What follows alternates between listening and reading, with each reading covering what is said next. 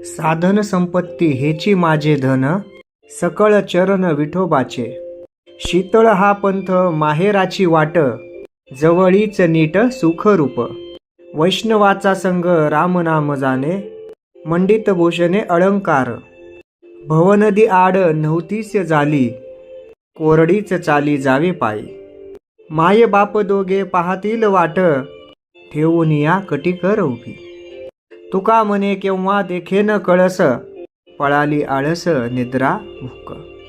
संत तुकोबारायांनी जेव्हा विठ्ठलाच्या स्वप्न पाहिलं, जेव्हा विठ्ठलाला भेटीची आस लागली, तेव्हा ती एका भक्ताची आस देवाकडे जाण्याविषयी किंवा देवाला भेटण्याविषयी ही कशा उत्कंठतेने ह्या अभंगामध्ये मांडली हे दिसून येतं.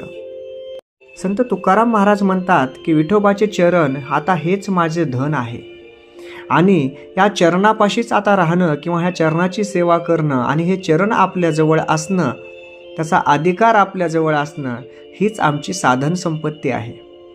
आपल्याकडे पैसा भरपूर असतो, आपल्याला वाटत असेल की आपण त्या पैशानं देव विकत घेऊ, त्या संपत्तीनं सारं जग खरेदी करू, परंतु ते शक्य नसतं. कारण देव हा स्वतःला देखील विकू शकतो, पण केव्हा? जेव्हा भक्ताला त्याची गरज असते. भक्तासाठी, त्याच्या खऱ्या भक्तासाठी देव काही करू शकतो, खोटं वागणाऱ्यांसाठी नाही करणार. पुढे जाऊन संत तुकाराम महाराज म्हणतात की ही जी पंढरीची वाट आहे, ही वाट शांत आहे, सुखरूप आहे, शीतळ आहे, आनंददायी आहे. या वाटेवर चालताना जे समाधान अलौकिकरित्या प्राप्त होतं, असं समाधान कुठेही प्राप्त होणं शक्य नाही. कारण हे समाधान तुम्हाला मनामधून तृप्ती देतं, हे समाधान तुम्हाला मनामधून शीतलता प्रदान करतं. आणि ही एवढं तुम्हाला सुखरूप असलेली वाट आहे की तुम्ही याच्यामध्ये तुमच्या सर्व गोष्टी विसरून जाता. तुमच्या डोक्याला, तुमच्या चित्ताला कसल्याच प्रकारचा त्रास या वाटेत जाणवणार नाही. या वाटेवर जाताना आमच्याकडे असे काही अलंकार भूषण आहेत, ते म्हणजे राम नामाचं गाणं गात आणि ह्या वैष्णवांची संगत घेऊन आम्ही पुढे जात असतो. तुम्ही जेव्हा सामान्य लोक पैसा कमवता, संपत्ती कमवता, तेव्हा त्याच्यामध्ये रामनाम असतं का? रामनाम असणं म्हणजे ती संपत्ती, तो पैसा, ते धन हे चांगल्या मार्गाने आलेलं असतं. परंतु जेव्हा आपण ह्याचा खरं विचार करू की आपल्याकडे असलेलं धन, संपत्ती किंवा पैसा हे खरंच त्या रामनामाला शोभलं असं आहे? काही पापाच्या मार्गामधून आलेला आहे. हा पापाचा पैसा, हा लुटून लुबाडून घेतलेला पैसा, धन, संपत्ती ही कशी बरं आपल्याला लाभल? आणि ह्या वाटेवरून जाताना आम्हाला कधीच भवनदी आड आली नाही. भवनदी म्हणजे भौतिक सुखाची कधीच इच्छा किंवा भौतिक सुख कधीच आम्हाला आडवे आले नाहीत.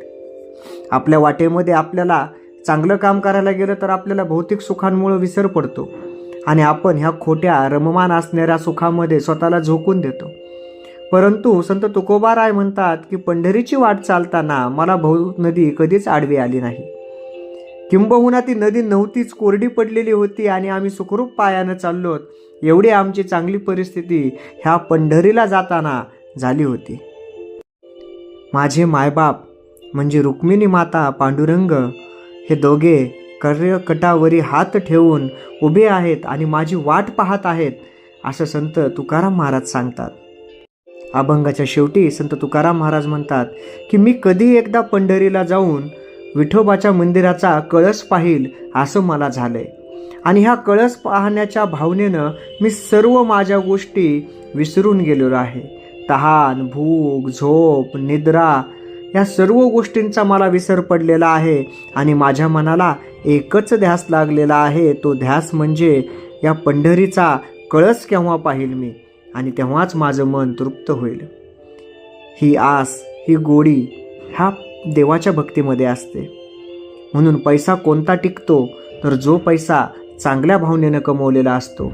अलंकार कोणते सुशोभित करतात की मेहनतीनं, घामाच्या धारांनी जो कमवलेले असतात ते अलंकार तुम्हाला टिकून दिसतील, शोभून दिसतील. संपत्ती कोणती चांगली, ज्या संपत्तीमध्ये प्रामाणिकपणा आणि रामनामाचा समावेश असतो, ती संपत्ती चांगली असेल आणि या सर्व गोष्टी आल्यानंतर तुमचं आयुष्य हे सुखकर आणि समाधानक होईल. जय जय रामकृष्ण हरे.